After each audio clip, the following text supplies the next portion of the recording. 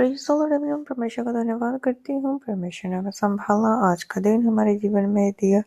परमेश्वर महान है, परमेश्वर भला है, उसकी करुणा सदा भर हमारे जीवन में बनी रहेगी। उसका वादा है हमारे साथ, और उसके लिए हमें क्या करना है कि हमें परमेश्वर के साथ चलते रहना है, उसकी आज्ञाओं का पालन करते रहना है। जैसे वचन में लिखा है, जागते रहो, प्रार्थना करते रहो, ताकि तुम परीक्षा में न पड़ो। आत्मा तो तैयार है परंतु शरीर दुर्बल है। मत्ती 26:41 में लिखा है।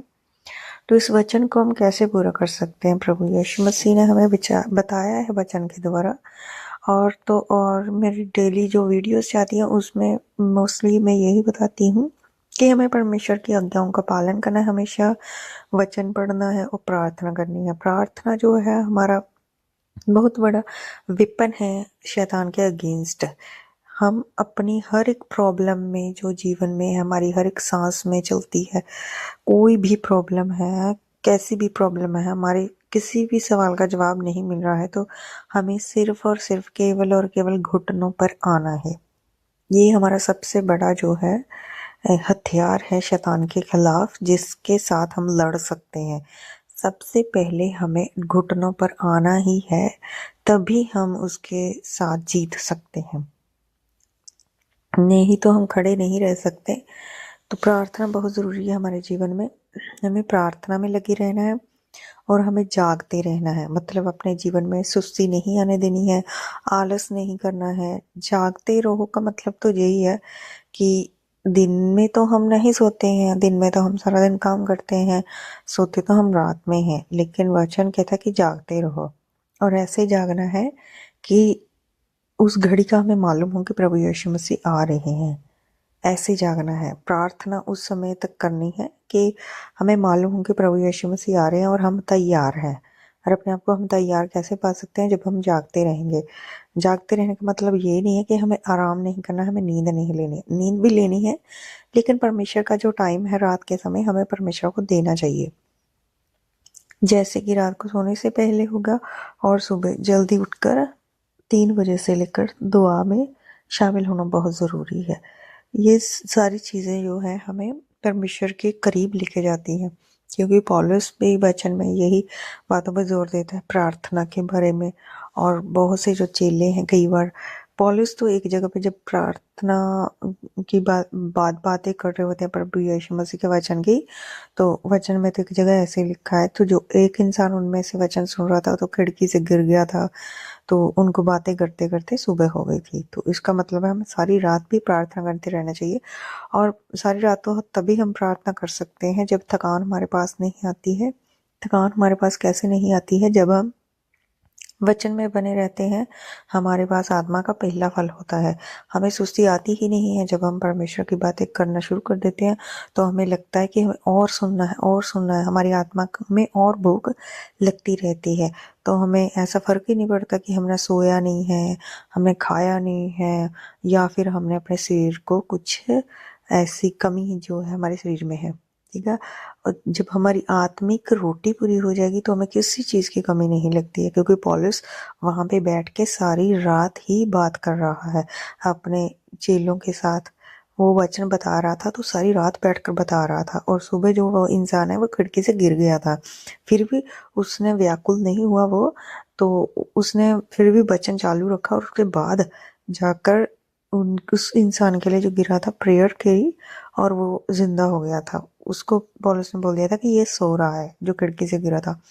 तो हमें भी क्या करना है? परमेश्वर के वचन पे मन लगाना है। मन लगाएंगे तो हमें जो है, जब हमारा मन परमेश्वर के वचन में लगा रहेगा तो हमें ये सारी सुस्ती आलस वाली चीज़ें हमसे दूर रहेंगी।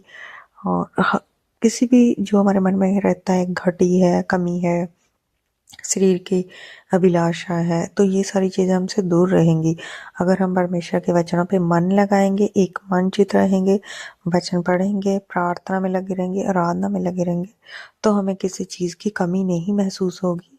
तो हमारा मन ज़्यादा से ज़्यादा वचन में लगा रहेगा। तो हम अगर किसी भी प्रभु के इंसान से मिलेंगे, मसीही इंसान से मिलेंगे, तो हमारा दिल चाहेगा कि हम इनसे और बातें करें प्रभु की, हम इनसे और बातें करें प्रभु की। ये तभी हो सकता है जब हम वचन में बने रहेंगे, अपने आप को पवित्रताई में रखेंगे और पवित्रता में तो तभी रह सकते हैं जब हम आज्ञाओं को मानेंगे। तो परमेश्वर हमसे खुश होता है और हम आत्मा में ऐसे फल से भर जाते हैं जिसमें ना थकान होती है, ना किसी चीज़ की कमी महसूस होती है। तो परमेश्वर भला है, परमेश्वर महान है। परमेश्वर का धन्यवाद करते हैं कि परमेश्वर ने इस खूबसूरत वचन के द्वारा हमारे अंदर वचन की ऐसी ज्योति जगाई, जिसके द्वारा ऐसा प्रकाश आया कि ये वचन की हमें गहराई समझाई। परमेश्वर का धन्यवाद करते हैं। तो परमेश्वर ने संभाला और ये दिन हमारे जीवन में दिया। मौसम काफ़ी अच्छा और चेंज हो गया है कि धूप निकल ही रहती है सारा दिन। दोपहर में तो गर्मी लगने लगती है। तो हम दूध लेने के लिए गए। सुबह 9 बजे के आसपास गए थे हम दूध लेने के लिए। बच्चे स्कूल जा रहे थे। बच्चों के स्कूल की टाइमिंग 9 बजे की है। मार्च के बाद शायद चेंज होगी।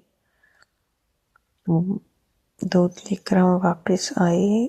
मेरा बेटा बहुत परेशान करता है, वीडियो बहुत हिल रही है क्योंकि वो बोल रहा था मुझे उठा लो, गोदी में उठा लो। तो दूध के साथ साथ मुझे उसको भी गोदी में उठाना पड़ा। और उसके बाद घर में काम पड़ा हुआ था। काम तो मैंने जल्दी ख़त्म कर लिया था।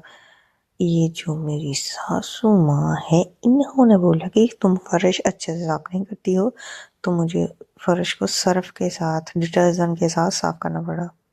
दोपहर में बोल रही थी मसाला तैयार कर लो, मसाले में कीड़े लगे थे। मैंने कहा इसको फेंक दो, धनिया वाला मसाला था।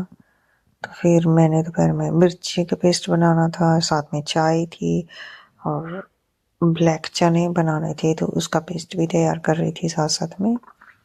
तो मिर्ची का पेस्ट बनाया। मिर्ची को धोकर सुखाकर थोड़ा नमक डालकर इसमें पानी डाल दो तो ये अच्छा पेस्ट बन जाता है। तो मैंने इकट्ठा पेस्ट बनाकर रख लिया था। शायद 1 किलो मिर्ची होगी।